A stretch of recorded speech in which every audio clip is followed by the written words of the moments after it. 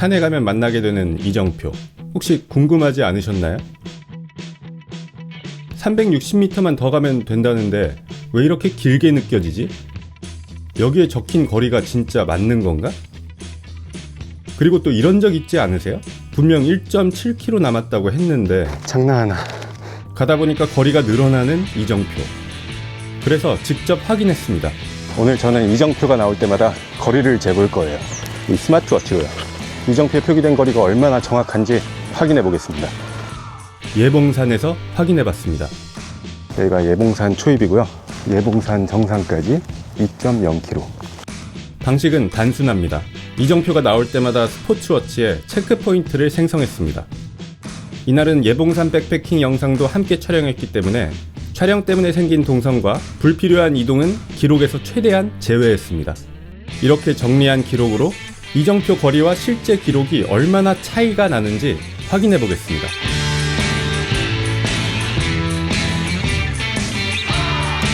네, 정상이네요. 여기까지 마지막 체크포인트. 이 거리는 조금 있다가 확인해 보겠습니다. 이렇게 정리한 GPX 기록을 확인해 보니까 초입부터 정상까지 총 2.11km가 나왔습니다. 이정표에는 정상까지 2km라고 적혀 있었으니까 오차는 한 110m? 촬영 동선이나 세부 이동을 완벽하게 다 지워내긴 어렵다는 점을 감안하면 생각보다 큰 차이는 아니네요. 중간 이정표 간격도 확인해 봤는데 구간별로는 10에서 20m 정도 차이가 있었습니다. 적어도 예봉산에서는 이정표에 적힌 거리와 GPS 기록이 크게 다르지 않았습니다. 그런데 여기서 중요한 건 큰 차이가 없다고 해서 정말 맞느냐는 겁니다. 왜냐하면 우리가 비교한 두 숫자, 이정표와 GPS, 둘 다 같은 종류의 거리일 수도 있거든요. 의문이 하나 생겼습니다. GPS 기록은 기본적으로 위치의 점들을 이어서 거리를 계산합니다. 그래서 산길의 굴곡을 완전히 반영한 실제 노면 거리보다는 위에서 내려다본 거리 쪽에 더 가깝다고 볼 수 있습니다. 하지만 우리가 산에서 걷는 길은 경사면이잖아요. 그러면 실제 이동거리는 GPS로 계산한 거리보다 더 길어질 가능성이 큽니다. 예봉산 초입부터 정상까지 상승고도가 620m 정도였으니까 아주 단순하게만 계산해도 이동거리는 2.2km 안팎까지는 늘어날 수 있습니다. 게다가 산길이 처음부터 끝까지 올라가기만 하는 건 아니죠. 올라갔다 내려갔다를 반복하는 굴곡까지 다 반영하면 실제 거리는 더 길어질 수도 있습니다. 그래서 이번에는 워치에 저장된 GPX 파일을 가지고 AI한테 각 지점의 위치와 고도 변화를 반영한 3차원 누적거리를 계산해달라고 해봤습니다. 이렇게 하면 세부적인 상승과 하강의 경사도를 다 반영해서 비교적 더 정확한 거리를 얻을 수 있을 겁니다. 그렇게 AI가 계산을 하니까 2.24km가 나오네요. GPS 기록 2.11km보다는 약 130m 길고 단순 경사면 계산값과는 약 40m 차이입니다. 그런데 여기서 두 가지 한계가 보였습니다. 첫 번째는 예봉산이 오르막과 내리막이 크게 반복되는 산은 아니라는 점입니다. 그래서 단순 계산과 세부 계산 사이의 차이가 생각보다 크게 벌어지지 않았습니다. 두 번째는 GPX 파일에 기록된 고도 정보 자체에도 오차가 있을 수 있다는 점입니다.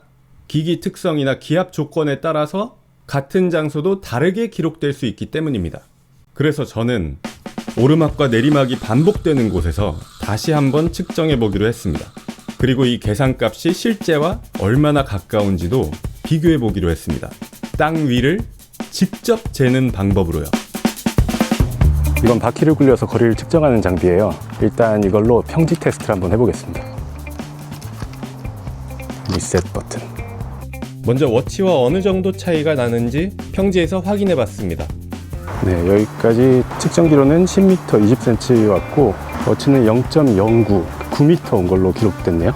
워치 화면에 바로 보이는 값은 오차가 크지만 GPS 원본 기록으로 다시 보면 100m, 평지에서는 거의 차이가 없었습니다.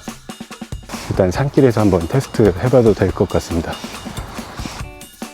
제가 평소 트레일러닝 하는 뒷산입니다.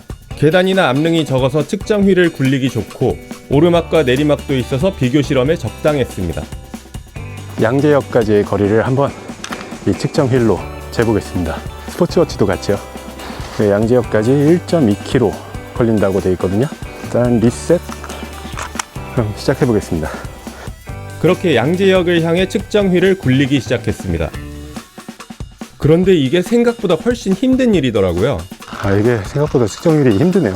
평지에서는 그렇게 힘들지 않았는데 여기는 굴곡이 있으니까 계속 밀착되도록 힘을 주고 있어서 쉽지 않은데.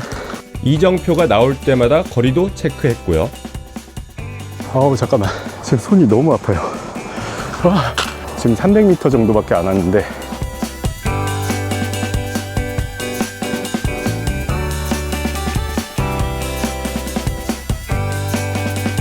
그런데 두 가지 큰 문제가 생겼습니다. 첫째, 양재역까지 남은 거리가 오히려 늘어나는 표지판이 나타났습니다. 분명 아까는 610m 남았다고 했는데 바로 다음에 나온 표지판은 630m가 남았다고 되어 있었습니다. 영상 오프닝에서 얘기한 거리가 늘어나는 이정표, 바로 집 뒷산에 있었네요. 둘째, 그 이후 구간이 긴 계단길이었습니다. 계단에서는 바퀴가 수직면을 건너뛰기 때문에 수평거리만 측정되거든요. 이정표끼리 기준이 다르면 비교 자체가 불가능하고 계단 구간에서는 측정휠 값도 믿기 어렵습니다. 그래서 계획을 좀 바꿔서 제가 평소에 트레일러닝 하는 그 구간을 한번 재보는 걸로 바꿀게요. 이정표는 여기까지만 확인하고. 그렇게 제가 평소 훈련하던 구간 끝까지 왔습니다. 여기까지만 일단은 측정을 해볼게요. 지금 워치 기준으로는 1.13km가 나왔고 이거는 1.181. 여기서 끝낼 수도 있었지만 제가 오늘 오면서 느낀 건데 평소엔 여기를 뛰어다니니까 이 경사가 꽤 오르락내리락이 심하다고 생각을 했었는데 뛸 때는 그렇게 느꼈는데 걷다 보니까 생각보다 좀 평지에 가까운 그런 구간이 좀 많았던 것 같아요. 막상 걸어보니 이 구간이 일반적인 산의 경사를 제대로 재현했다고 보기는 어려웠습니다. 그래서 급경사 구간을 따로 다시 재보기로 했습니다. 뭔가 아쉬워서 지금 여기가 제가 알기로는 이곳에서 경사가 제일 급경사인 곳이거든요. 경사가 진짜 급한 구간은 평균 경사율이 60%까지도 나오더라고요. 각도로 환산하면 약 31도, 아파트 계단과 비슷한 정도입니다. 이 구간이 생각보다 짧기 때문에 왕복으로 왔다 갔다 하면 어느 정도 급경사인 산의 환경을 재현할 수 있지 않을까 싶어서 왔거든요. 몇 번 왕복해야 되는지는 아직 잘 모르겠는데 제 체력 봐서 제 팔이 버틸 수 있을 때까지.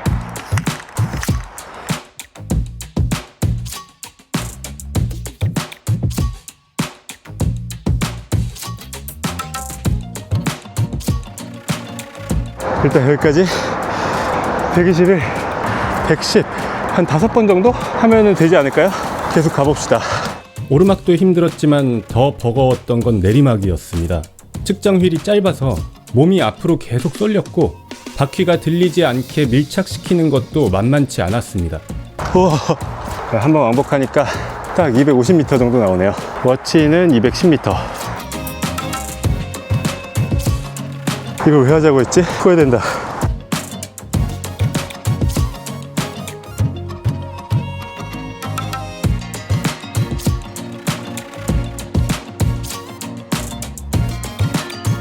왕복 4번 했거든요.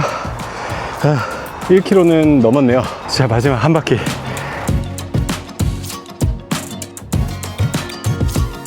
다 왔습니다. 지지게 힘드네요. 아무튼 어쨌든 기록 한번 확인해 보겠습니다. 이 기록을 가지고 이제 모든 결과를 한 번에 비교해 보겠습니다. 먼저 예봉산과 뒷산 두 곳의 이정표 구간을 비교해 봤습니다. 적어도 이번에 비교한 두 구간에서는 이정표 거리와 GPS 기록이 꽤 비슷한 편이었습니다. 이정표가 GPS 기반의 도산거리에 가깝게 설정됐을 가능성이 있어 보입니다. 다만 조심스러운 부분도 있습니다. 뒷산에서는 남은 거리가 오히려 늘어나는 표지판도 확인됐기 때문에 모든 이정표가 같은 기준으로 만들어졌다고 보긴 어려웠습니다. 이정표 거리를 어떤 기준으로 산정하는지에 대한 공식 자료도 찾지 못했고 지자체나 관리 주체에 따라 방식이 다를 가능성도 있습니다. 등산 중에 갑자기 남은 거리가 늘어나는 표지판을 만나는 경우 이건 측정 기준이 서로 다르거나 설치 시기가 달라서 생긴 문제일 가능성이 있어 보입니다. 다만 이 부분까지는 이번 영상에서 직접 확인하진 못했습니다.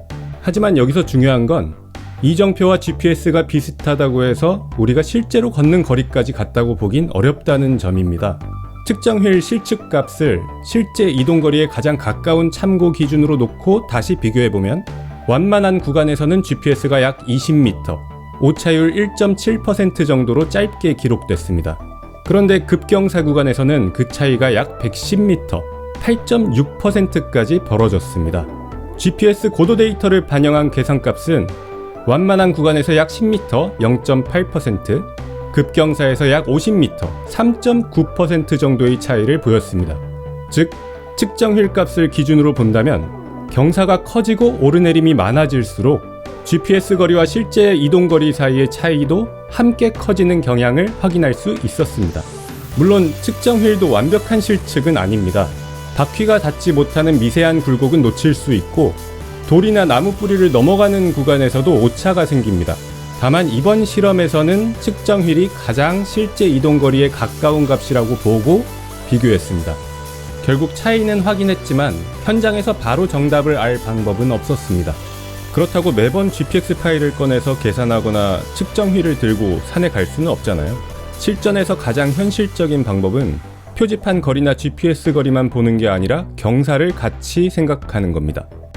평균 경사율에 따라 거리에 간단한 보정을 걸어주면 실제 걷는 거리에 훨씬 가까운 값을 빠르게 가늠할 수 있습니다.